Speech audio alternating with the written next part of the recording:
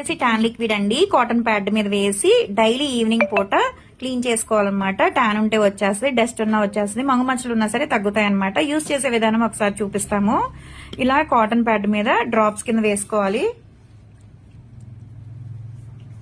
ఇప్పుడు ఇలా ఉంది కదండి నెక్ అనేది. చక్కగా ఈవినింగ్ పూట ఇలా కాటన్ లో వేసేసుకుని deep neck, face, hands, legs అలా డ్రాప్స్ కొంచెం కొంచెం వేసుకుంటా క్లీన్ చేసేసుకుంటా ఉంటే ట్యాన్ అంతా వచ్చేస్తుంది అనమాట.